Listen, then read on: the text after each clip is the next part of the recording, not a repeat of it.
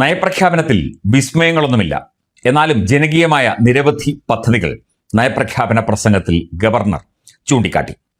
തീർച്ചയായിട്ടും പുതിയ സർക്കാരിൻ്റെ മുഖത്ത് ഒരു പ്രസാദം കാണാൻ സാധിച്ചു എന്നാണ് പൊതുസമൂഹം പറയുന്നത്. കാരണം ജനങ്ങൾക്ക് വേണ്ടി ഒരുപാട് കാര്യങ്ങൾ ഇനി പുതിയ സർക്കാർ ചെയ്യും എന്ന പ്രതീക്ഷയിൽ കേരളത്തിലെ ജനങ്ങൾ കൗതുകത്തോടെ നോക്കിയിരിക്കുകയാണ് 19-ാം തീയതിയിലെ ബജറ്റ്.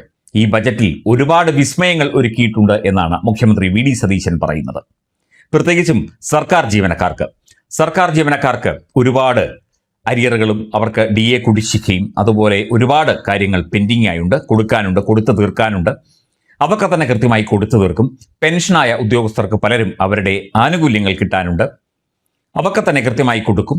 മാത്രമല്ല ശമ്പള വർധനവുമായി ബന്ധപ്പെട്ട് നേരത്തെ 2019 ഉണ്ടായിരുന്ന ശമ്പള വർധനമാണ്. പിന്നീട് ശമ്പള വർധനവിനെ കുറിച്ച് ആരും മിണ്ടിയിട്ടില്ല. ഈ ഇലക്ഷന്റെ സമയത്ത് ശമ്പള വർധനവുമായി ബന്ധപ്പെട്ട് ഉടൻ തന്നെ നടപടി ഉണ്ടാകും എന്നൊക്കെ ഇടതുപക്ഷ സർക്കാർ പറഞ്ഞിരുന്നു. എങ്കിലും അതൊന്നും നടപ്പിലാക്കാൻ അവർക്ക് സാധിച്ചില്ല എന്നതാണ് സത്യം. അപ്പോൾ സർക്കാർ ജീവനക്കാർക്കായി ഒരു വിസ്മയം സൂക്ഷിച്ചിട്ടുണ്ട്. 19-ാം തീയതിയിലെ ബജറ്റിൽ അതൊക്കെ അറിയാൻ സാധിക്കും എന്നാണ് മുഖ്യമന്ത്രി വി ഡി സതീശൻ പറയുന്നത്. തീർച്ചയായിട്ടും ഒരുപാട് കാര്യങ്ങൾ ചെയ്തു തീർക്കാനുണ്ട്, ഒരുപാട് കാര്യങ്ങൾ കൊടുത്തു തീർക്കാനുണ്ട്. പാവപ്പെട്ടവർക്കായുള്ള, സാധാരണക്കാർക്കായുള്ള, സ്ത്രീകൾക്കായുള്ള, പിന്നാക്കക്കാർക്കായുള്ള നിരവധി പദ്ധതികളിൽ ഇപ്പോഴും വിഹിതവും ആനുകൂല്യങ്ങളും പലർക്കും കിട്ടാനുണ്ട്, പലർക്കും കിട്ടിയിട്ടില്ല. ഈ ഇടതുപക്ഷം ഭരിച്ചിരുന്നപ്പോൾ ഈ ഓഫീസുകളൊക്കെ തന്നെ, പ്രത്യേകിച്ചും റവന്യൂ പഞ്ചായത്ത് ഓഫീസുകളൊക്കെ ഭരിച്ചിരുന്നത് CPM നേതാക്കളാണ്. പല പഞ്ചായത്തുകളും CPMന്റെ കയ്യിലായിരുന്നു താനും. അപ്പോൾ അവർ പറയുന്നവർക്ക് കൃത്യമായി ആനുകൂല്യങ്ങൾ കൊടുക്കുക, അർഹരായവരെ മാറ്റി നിർത്തുക, അവിടുത്തെ നേതാക്കൾ തന്നെ ആനുകൂല്യങ്ങൾ ഒപ്പിട്ടെടുക്കുക തുടങ്ങിയ പരാതികൾ അനവധി ഉണ്ടായിരുന്നു.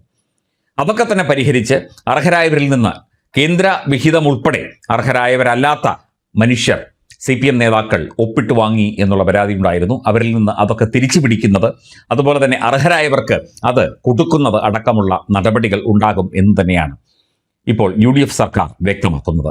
തീർച്ചയായിട്ടും അവർക്ക് അതിന് കഴിയും, അതിനുള്ള പ്രാപ്തിയുണ്ട്. പക്ഷേ നടപടി കൃത്യമായി ഉണ്ടാകണം. അവിടെ ഒരു രാഷ്ട്രീയ ഇടപെടൽ ഉണ്ടാകാൻ പാടില്ല. എല്ലാവരെയും, എല്ലാ വിഭാഗം ജനങ്ങളെയും, പ്രത്യേകിച്ച് സാധാരണക്കാരെ, കൂലി തൊഴിലാളികളെ, സ്ത്രീകളെ, പാവപ്പെട്ടവരെ, രോഗികളെ, പിന്നാക്കക്കാരെ ഒക്കെ തന്നെ സംരക്ഷിക്കുന്ന, അവർക്ക് വേണ്ട ആനുകൂല്യങ്ങളൊക്കെ തന്നെ കൃത്യമായി നൽകുന്ന ഒരു സർക്കാർ ആയിരിക്കണം UDF സർക്കാർ എന്ന ആഗ്രഹമാണ് കേരളത്തിലെ പൊതുസമൂഹത്തിന് ഉള്ളത്. ഒപ്പം സർക്കാർ ജീവനക്കാർക്ക് വേണ്ട ആനുകൂല്യങ്ങളും അരിയറുകളും അവർക്ക് കൊടുക്കാനുള്ള പെൻഡിങ് പണവും ഒക്കെ തന്നെ കൊടുത്തു തീർക്കുകയും വേണം. കൃത്യമായ ഇടവേളകളിൽ ശമ്പള പരിഷ്കരണം ഉണ്ടാകണം. കാലം മാറുന്നതിന് അനുസരിച്ച് തീർച്ചയായിട്ടും എല്ലാത്തിലും മാറ്റങ്ങൾ വരുന്നു. അപ്പോൾ അവരുടെ ശമ്പളം വർദ്ധിക്കേണ്ടത് അവരുടെയും പൊതുസമൂഹത്തിൻ്റെയും ആവശ്യകതയാണ്. കാരണം അവരെപ്പോലുള്ള ആളുകളാണ് നമ്മുടെ വ്യവസായ രംഗത്തെ, അതുപോലെ തന്നെ നമ്മുടെ കച്ചവട രംഗത്തെയൊക്കെ തന്നെ നിലനിർത്തുന്നത്. അപ്പോൾ മാത്രമേ കൃത്യമായ ഒരു ക്രയവിക്രയം, വിനിയോഗം നടക്കുകയുള്ളൂ. ആ രീതിയിൽ കൂടി നമ്മുടെ സമ്പദ് വ്യവസ്ഥയ്ക്ക് കൂടുതൽ ശക്തി പകരുന്ന രീതിയിൽ കൂടുതൽ ആനുകൂല്യങ്ങളും കൂടുതൽ ഇത്തരത്തിലുള്ള നടപടികളും പ്രഖ്യാപിച്ചുകൊണ്ട് നമ്മുടെ സാമ്പത്തിക രംഗത്തെയും ശക്തിപ്പെടുത്താൻ വി ഡി സതീശൻ സർക്കാരിന് കഴിയും എന്ന പ്രതീക്ഷയിലാണ് കേരളം. അത്തരത്തിൽ മുമ്പോട്ട് പോവുക. സാമ്പത്തിക പ്രതിസന്ധിയുണ്ട്, പ്രശ്നങ്ങൾ ഉണ്ട്, കടം കോടിക്കണക്കിന് രൂപ കൊടുത്തു തീർക്കാനുണ്ട്. അതനുസരിച്ച് പലപ്പോഴും പലരോടും മറുപടി പറയേണ്ടി വരും. ഒക്കെ ശരിയാണ്.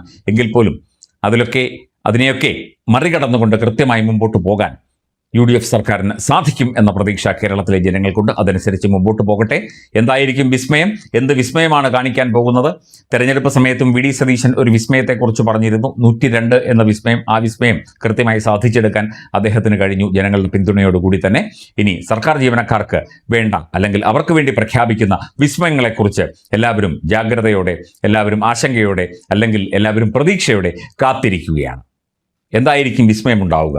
ഏതൊക്കെ തരത്തിലുള്ള നടപടികളായിരിക്കും സർക്കാർ ജീവനക്കാർക്കും മറ്റ് സാധാരണക്കാരായ ജനങ്ങൾക്കും അനുകൂലമായി വി ഡി സതീശൻ സർക്കാർ പ്രഖ്യാപിക്കാൻ പോവുക എന്ന കാത്തിരിപ്പിലാണ് കേരളം.